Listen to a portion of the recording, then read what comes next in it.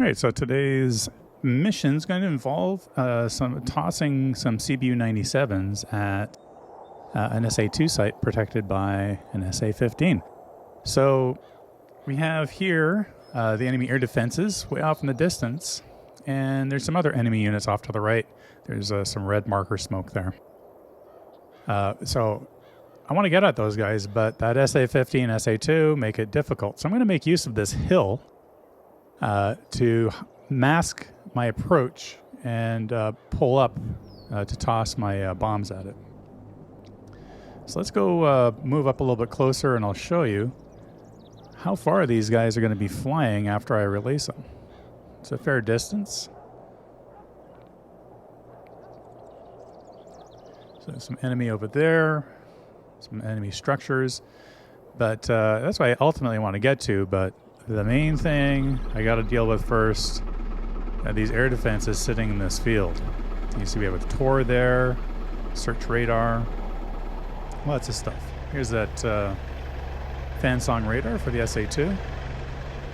Various vehicles, you can see those SA-2 launchers sitting there. And that hill way off in the distance is where we're going to be tossing our weapons from, and we're going to dip back down behind it to get away from any enemy air defenses that get fired our way. And the SA-2, thankfully, has got a long acquisition time. As once they get an initial lock on you, it takes a fair amount of time before they launch. I think it's about a minute, actually.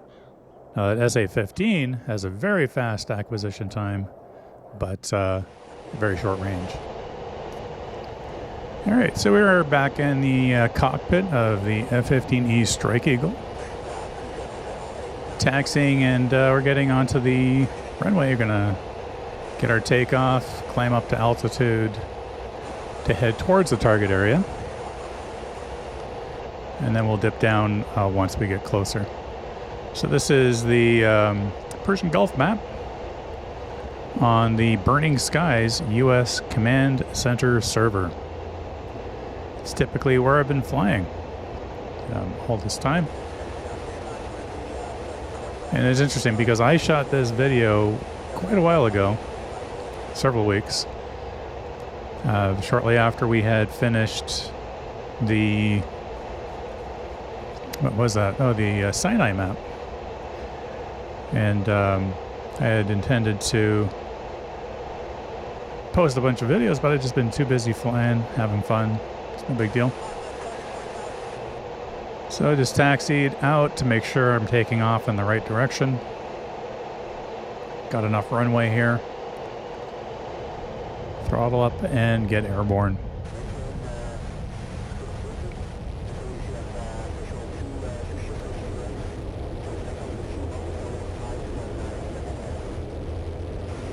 So what's funny is that we've actually finished the the Persian Gulf map, and we're on to Nevada as I speak, and we're actually probably close to the end of Nevada as well. So this video has been sitting in my video editing software for a bit, and I'm ready to go. I just have to do this voiceover. I'm going to try and throw out a few more videos with maybe very little voiceover. Just, I like having them handy to watch. So we'll see how that goes. So we're going to get up to altitude, head towards our target area. And as we get closer, I'm going to dive down, do some nap of the earth flying, and we'll get in close and get those CBU 97s out. So once I've dealt with that air defense, now there are still other air defenses in the area, but they're more SHORAD type stuff. And as long as I maintain sufficient altitude, they cannot get me, but I can get them. So the plan is take out the SA-2 and SA-15, come back around, take out as much of the enemy as I can, and then head back and land. Magic 1-1, enemy aircraft, bearing 200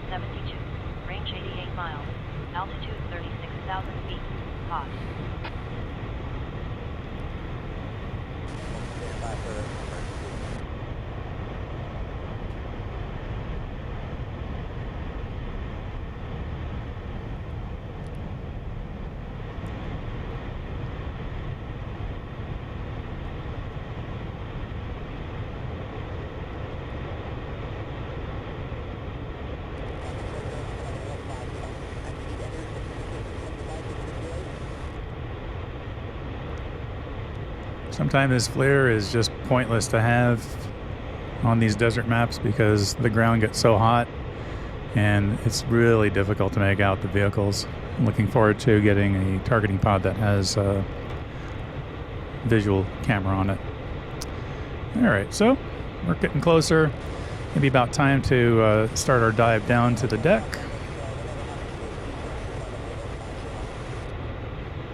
And slip in with our ingress to get those air defenses.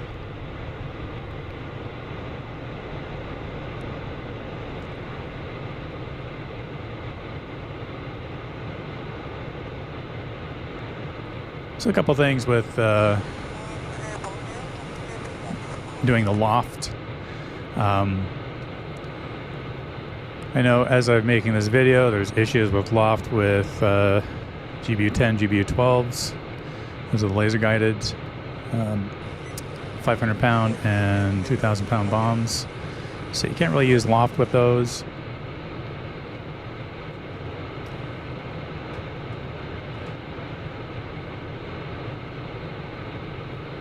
And the programming page doesn't show. We're getting picked up by the SA2, I think. So the program page here on the right shows a loft of 0, and that's a bug. You just need to pay attention to what's on the page when you're programming. Make sure you have your quantity set and which bomb you want on target, the BOT. Low altitude. Do you want the first one? Altitude. You want it center? Center is the default, so if you toss 3, the first one will fall short, the second one will fall where you have the designation, and the third one will fall further past that. So if you have a bunch of vehicles kind of lined up with your target point at the first one, you want to do the bot 1. And you can see that in the top right corner of that right MFD.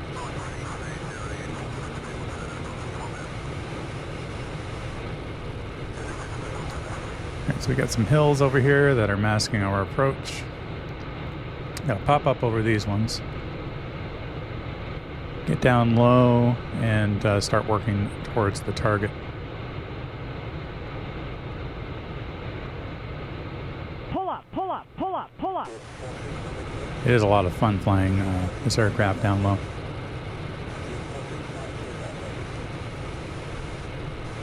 Pull up, pull up, pull up, pull up.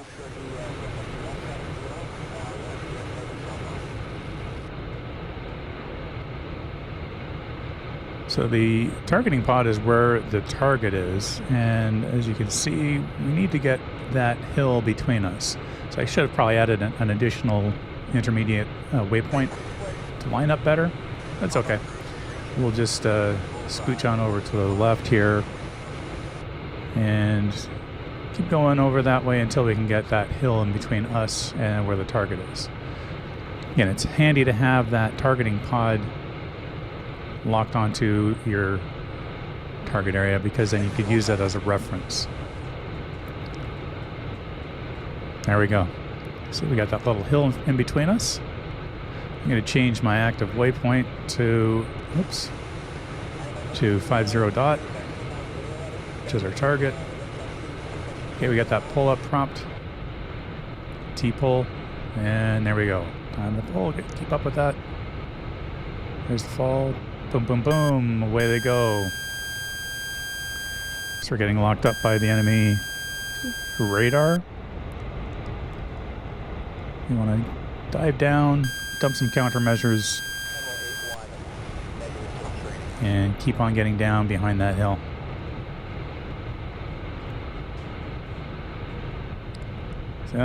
So that SA-15 is shooting at those cluster bombs.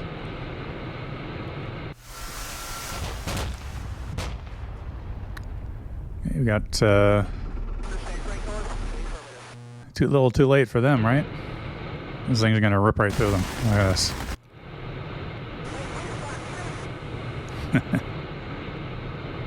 It is making a mess of them. Got that Tor. Got that fan song.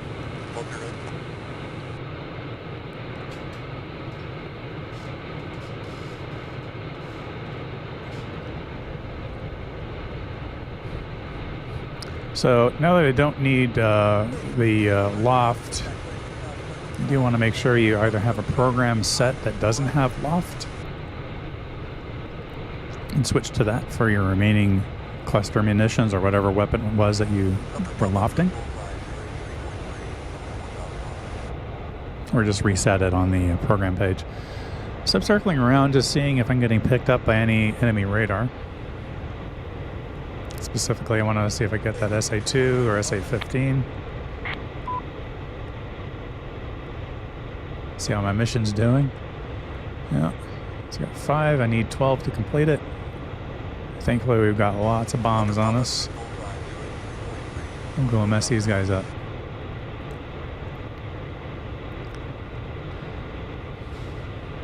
All right, so there's a communications tower there. We want to target that with one of our 2,000-pound JDAMs. And then there's lots of enemy vehicles over there. Oh yeah, I grabbed 6 on each conformal fuel tank, so that basically prevents me from being able to use or mount these JDAMs on the wing stations, which is fine.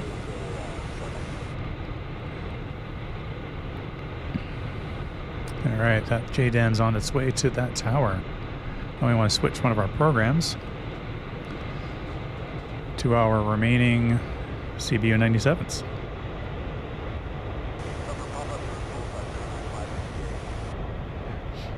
Definitely need to maintain altitude over these enemy because they do have a lot of short-range air defense.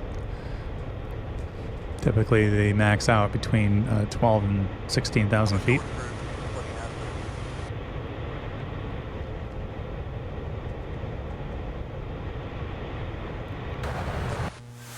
Let's watch this guy come in here.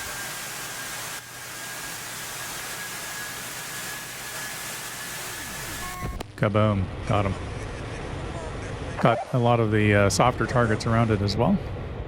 It's a 2,000-pounder. It's got a lot of punch. So I do like that on the server. I mentioned this before, that there is a damage mod for larger weapons like these 2,000 pounds that will damage and destroy vehicles in close proximity. If you have infantry or unarmored vehicles like trucks, they'll get obliterated if they're too close. All right, so let's go in and ruin their day with some CBU 97s. Fall line is kind of weird. There we go. Yeah, I got a little low, so I'm getting locked up. That's what that is. That's those short-range air defenses. And look at that. I'm a dummy because I still have it on. You can see those missiles coming up. Oof. It's gonna be close. Here's another one. Yikes. All right, that was way too close. So you can see I was making my run in, but I still had a program selected that had a loft angle set. So you get down there and get to that program. I'm going to get that to 0.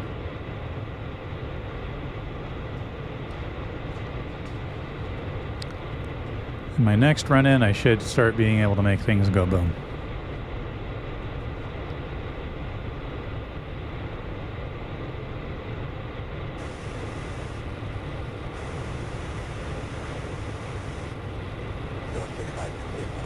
Making sure everything's all set properly.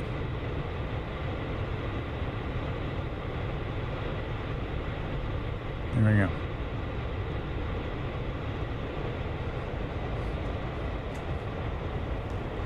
Yeah, at the time I wasn't sure, did I have the right program selected, but was there a bug because the other program has loft? So I was a little confused with that. So I was just making sure. I just zeroed out the loft on that other program because I'm not going to need it again.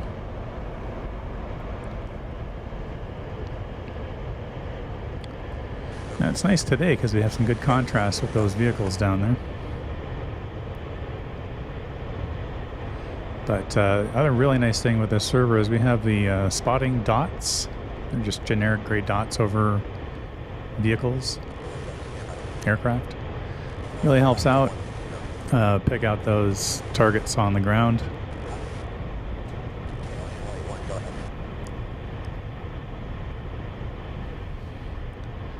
So you usually see them as I roll in here. You're going to see a bunch of those little dots on the ground. Those are all the spotting dots. Really helps. Now it's hard, not entirely useful when you have to do something with a laser guided bomb, for example. Like if there's just no contrast on the FLIR, you're kind of going blind. So in those cases, I'll call in the Reaper drone and it'll spot for me. But today we don't have to worry about it. We got widespread damage weapons here. I'm going to pitch down a bit. Getting a little low. Okay, let's get out of here. Pull up. Let's go.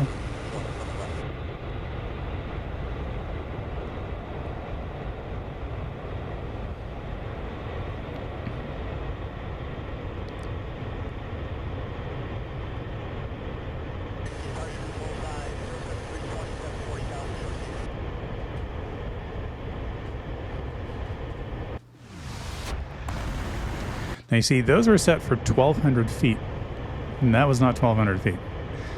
And there's some kind of bug with multiplayer, I think, because when I've set them for 1,200 feet on single player, when I was testing out a bug for something else, they actually had a nice float down, so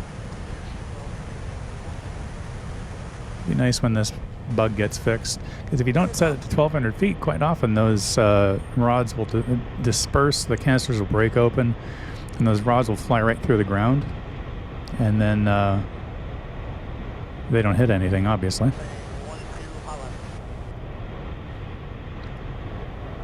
I know this from a lot of experience of being like, where's the kaboom? There's supposed to be an earth-shattering kaboom, and there wasn't anything. So in the Strike Eagle, just I don't know if it's in other modules, so just keep that in mind. It's an annoying bug, but when you're doing multiplayer, you need to set that fuse height higher than the default, which is 700 feet. Even 900 feet, I find, can be too low.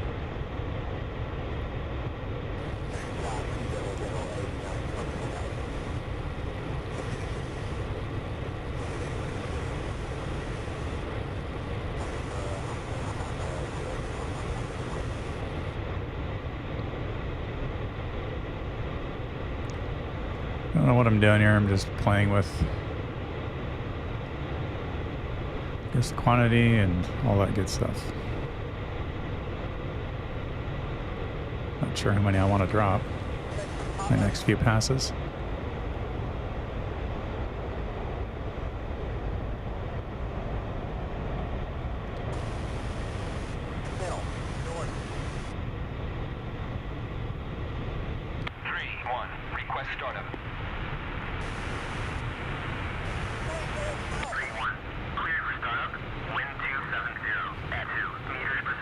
So we wanted to get some of those short-range air defenses that were shooting at me earlier. If I can find them. I think these might be it. They're kind of at the edge of the town. There we go.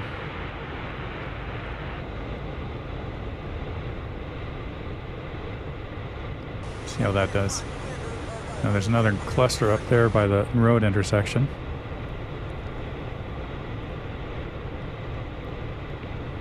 Picture.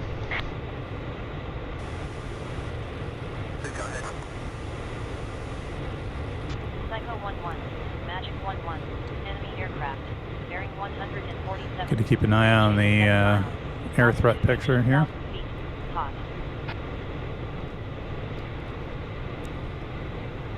There we go. Just done some pretty good damage. I don't see the air defenses getting hit in that though. They're on the other side of that little town square. It's all good. We've got some more stuff targeted down there. We'll roll back and go take those guys out.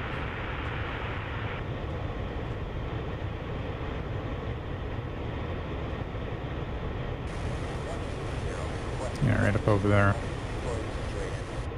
Got a bunch.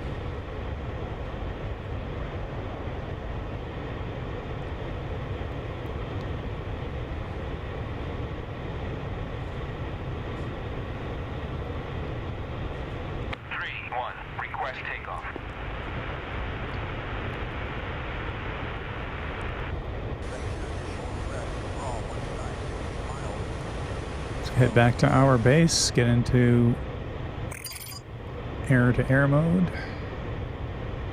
See how this last release does.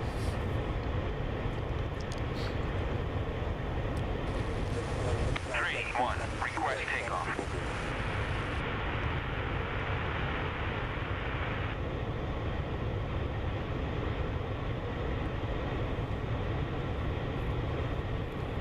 we go.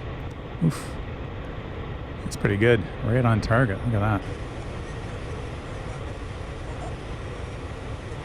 Yeah, I'm happy with that one. Yeah, there's a bug also in the Strike Eagle currently. Look at that. Making havoc on these guys. So the bug is that if you have experienced it with the CBU 97s, where let's say I have 3 on the conformal fuel tank, and say I set a program to release 2.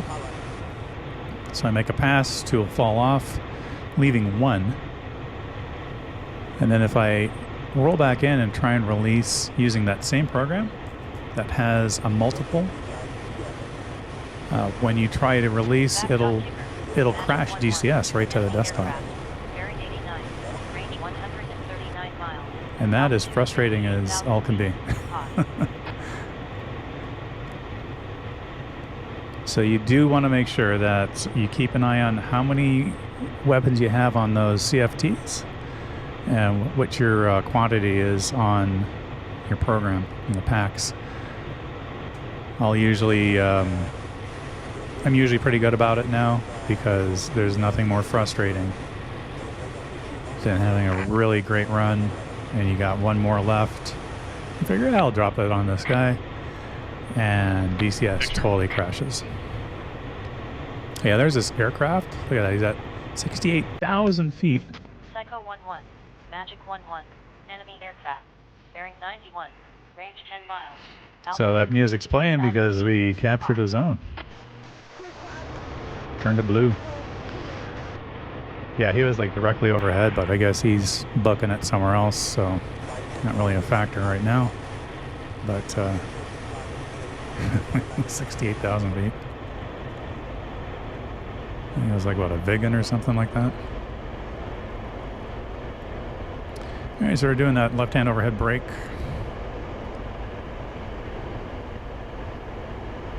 Do like to keep fresh practicing that.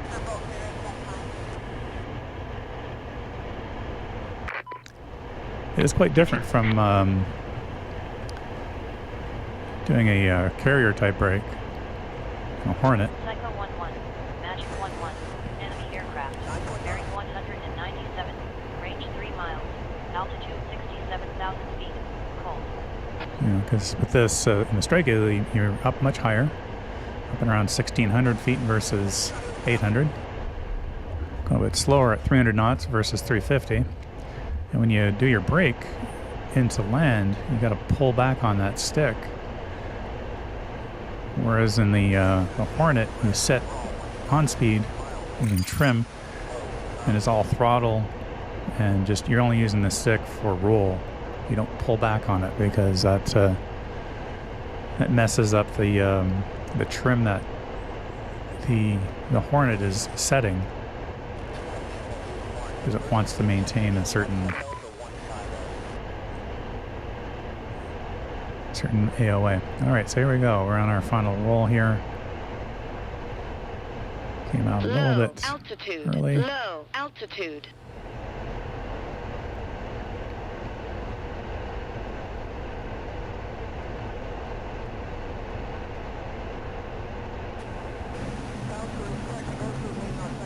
Get the final flare, pop the speed brakes. Gently touchdown. There we go. And then let's pull back to 15 degrees AOA. Enemy AOA. aircraft. Bearing 15 degrees on the pitch 170, ladder. Range 96 miles. Altitude 67,000 feet. Hot. User down. There we go. So that's it. Hopefully you enjoyed watching this little loft attack with the cluster bombs against that SA2 and SA15. And I found that the Strike Eagle's been a pretty effective seed platform, provided you've got something to kind of mask your approach. So, but that's it. So thanks for watching. Thank you for your time. I always appreciate it. Hopefully you enjoyed this. I'll be throwing out maybe some of those other videos that I've been shooting. I don't know. Throw some from Persian Gulf maybe. Got a whole bunch from Nevada. It's been a lot of fun. Anyway, take care. Catch you later.